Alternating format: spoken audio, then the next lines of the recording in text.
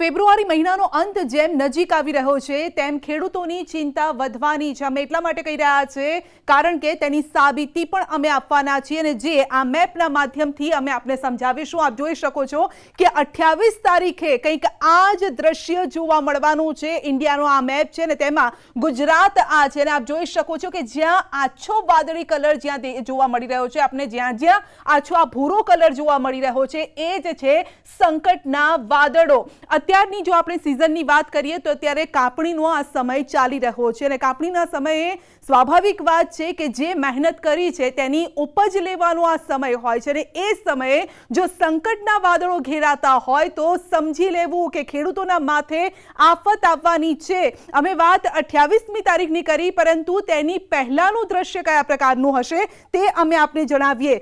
20 તારીખથી તેની અસર વર્તાવાની શરૂ થવાની છે। જે આપ જોઈ શકો છો પવનો પણ આવી રહ્યા છે ગુજરાત તરફ, આ સાથે વાદળો પણ બંધાઈ રહ્યા છે અને એ જે વાદળો બંધાઈ રહ્યા છે તે આવી રહ્યા છે રાજસ્થાન તરફથી। આ જે સિસ્ટમ અહીંયા જોવા મળી રહી છે આબુ રોડ આપ જોઈ શકો છો અને તેની અસર અહીંયા પાલનપુર, ખેડબ્રહ્મા, ધાનેરા આ આખો જે આ પટ્ટો છે આ એ કર્વ વાળો જે પટ્ટો છે ત્યાં જોવા મળવાની છે અને ત્યાં સંકટના વાદળો ઘેરાશે, વરસાદ પણ પડી શકે છે। એટલે કે ઉત્તર ગુજરાતનો જે આ ખૂણો છે આ ખૂણામાં રહેતા ખેડૂતોએ ખાસ સાચવવું પડશે। ખેડબ્રહ્મા, વિસનગર, પાટણ, પાલનપુર, ધાનેરા, થરાદ ઉત્તર ગુજરાતે સાચવવાનું છે। કઈ તારીખથી કઈ તારીખ સુધી એ પણ આપણે જણાવી દઈએ।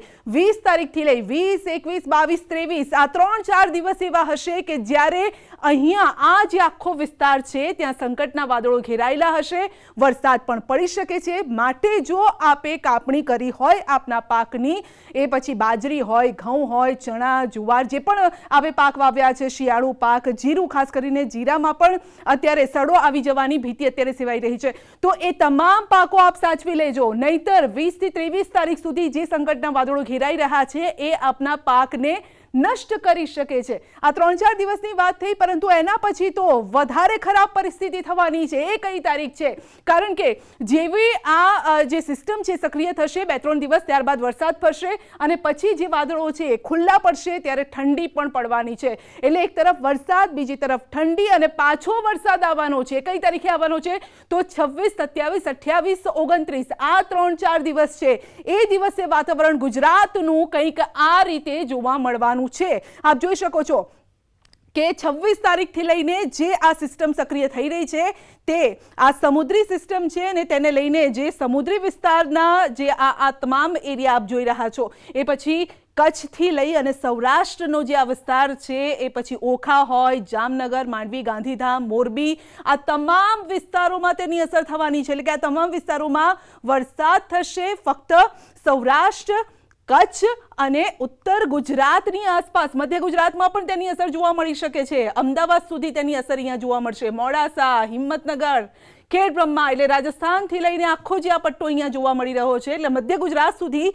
તેની અસર વર્તાઈ શકે છે। એટલે આમ કુલ મળીને આપણે કહેવા જઈએ તો ફેબ્રુઆરી મહિનાનો જે અંતના દિવસો જેમ જેમ નજીક આવી રહ્યા છે તેમ આ સિસ્ટમ વધુ ઘેરી બની રહી છે। થોડા સમય માટે વરસાદ થશે, પાછી ઠંડી પડશે અને પાછો વરસાદ, ત્યારે જે છેલ્લા દિવસો છે ફેબ્રુઆરીના અંતના દિવસો છે વધારે ભારે રહેવાના છે। માટે ન્યૂઝ 18 ગુજરાતી પહેલેથી જ આપને ચેતવી રહ્યું છે, પછી ન કહેતા કે અમને કીધું નહીં। અને જો તમારા ખેડૂત મિત્રોને ન ખબર હોય તો ન્યૂઝ 18 ગુજરાતીનો આ વિડીયો જરૂરથી તેમને બતાવી દેજો, આગાહ કરી દેજો કે અત્યારથી જ તમારી જે પાકને કાપ્યો છે એ સાવચેતી રીતે એટલે સાચવીને યોગ્ય રીતે શેડની અંદર મૂકી દે, નહીતર પછી શું થશે આપને ખબર છે જો વરસાદ આવ્યો તો। માટે ન્યૂઝ 18 ગુજરાતીનો આ વિડીયો વધુને વધુ શેર કરજો, કારણ કે અમે સૌથી પહેલા આપને આગાહ કરી રહ્યા છીએ।